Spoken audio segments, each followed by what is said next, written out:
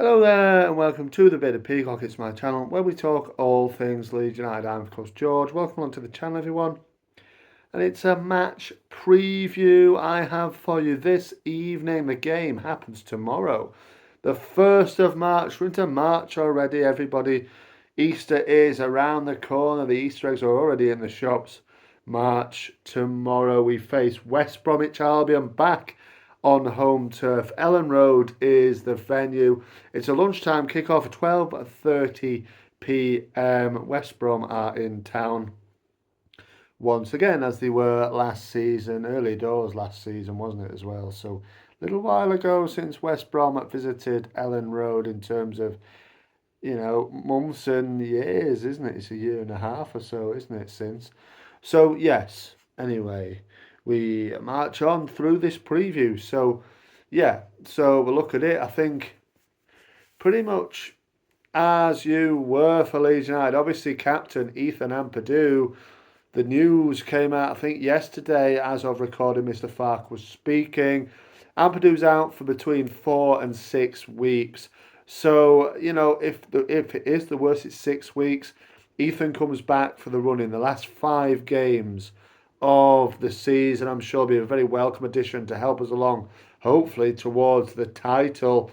As it is right now, you can't see anything other, but, football's a funny old game, isn't it? But Ethan is out for 4 to 6 weeks. Bit of a blow, but we have, like I said last time, we managed without him, in his absence, with the emergence of Joe Rothwell and Ao Tanaka. So they've done a marvellous job as the season's gone on.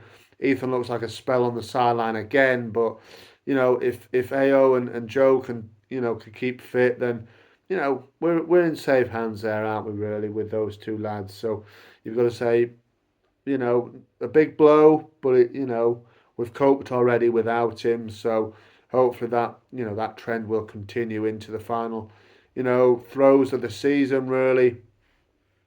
But other than that, I think it's as you were. Well, he was out for the Chef United game, wasn't he? Anyway, so it's pretty much as you were. I think as Leeds United, as far as Leeds United are concerned, for this game tomorrow at lunchtime. So obviously we can go further clear of Burnley if we win. Would that be 10 points clear before they play?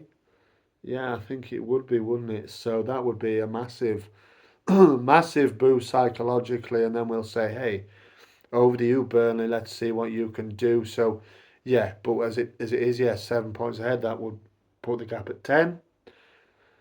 So hopefully Leeds United can do the business. Let's talk about West Bromwich Albion though, because as a lot of people might say, hey, it's a shoe-in now for Leeds United, which you'd sort of say, well, maybe yeah, but West Brom are fifth. They're fifth for no reason. The fifth best team in the league, albeit 20 odd points behind Leeds United at kickoff, which is bonkers. I think 24 points behind Leeds, and they're sitting in fifth position. So that's crazy, really. But there you go.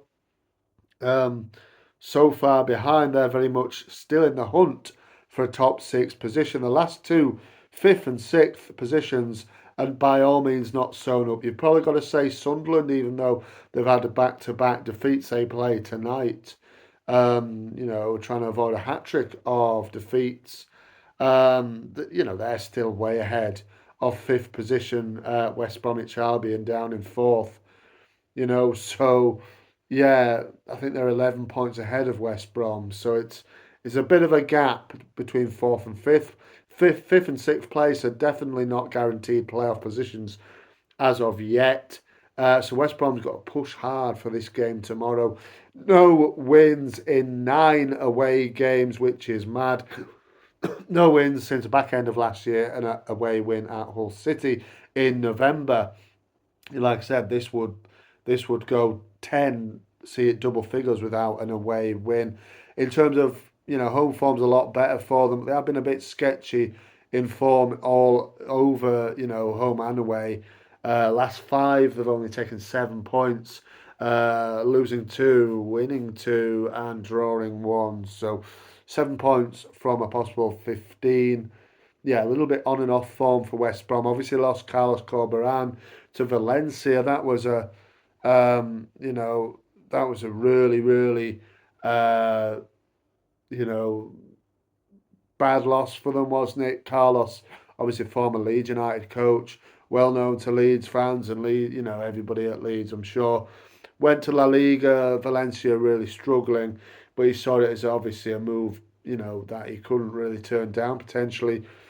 West Brom have struggled really in terms of form since. It's good to see them having Tony Mowbray back, who did struggle with illness, didn't he? Had to, leave his post as Birmingham City manager. Was it last year? Yeah, now he's back with West Brom. Managed them, I think it was 2006, possibly, or 2007, a long time ago. So yeah, he's back there trying to secure a player position for them, and let's wait and see if he can do that. They have got quality that can hurt us. I know I saw him saying, let's not be submissive, in terms of his West Bromwich Albion side. Let's not be submissive and just let Leeds United dominate us. We've going to accept potentially that we won't have much of the ball or won't see a great deal of it, but it's what we do with it, obviously. But they have players that can potentially hurt us. Obviously, Josh Madger is a big miss for them. He's out injured, top scorer for them, albeit hasn't scored a goal since late last year. But I know earlier this year, wasn't it? But I think he's been injured for a little while, so you have to excuse him. Obviously, they bought in Adam Armstrong from Southampton on loan, which was a good signing. He's already got one goal in his 4 appearances so far. Obviously, well known to Leeds United fans, scored the goal that broke our hearts in May to send Southampton up at our expense at Wembley. But yeah, he's a threat, obviously, but there's Alex Mowat who'll be returning to Leeds again, of course. I'm sure he'll have one or two words with Mr. Sam Byron, won't he? I'm sure on the pitch or after the game or whatever. Of course, there's John Swift, who on his day can cause issues as well. So, they've got odd players here and there that can cause Leeds United problems.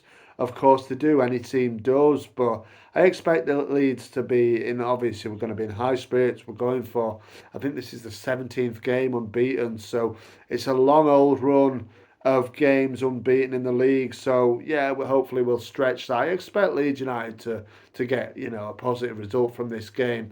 I think we've got more than enough quality to put West Brom to the sword. As I mentioned at the top, last season, I think it was August. It was very early on last season, August 2023, West Brom came to Elland Road and drew the game. Thomas Asante scored what looked like a handball before Luke Ayling headed him to equalise for Leeds United. And earlier this season it was another draw. It was a 0-0 draw at the Hawthorns. Like I mentioned, their home form is a lot better than their away form this season. Hard place to go is the Hawthorns. We meted out a 0-0 boring bore draw earlier on. I think that was August as well. So, yeah, a year after we met at Elland Road, we met at the Hawthorns.